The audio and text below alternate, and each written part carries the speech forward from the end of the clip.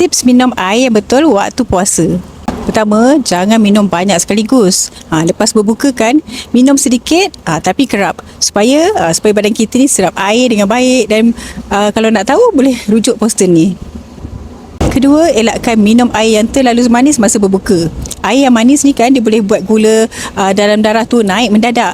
Tu yang cepat buat badan kita letih, badan kita jadi lesu. Ketiga, sahur jangan tinggal air.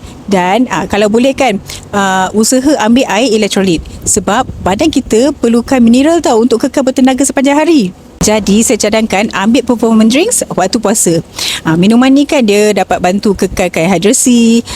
Lepas tu dia gantikan elektrolit yang hilang, kurangkan letih, sakit kepala tu semua tu. Dan sesuai sangatlah minum masa berbuka ataupun bersahur. Satu family boleh minum air ni.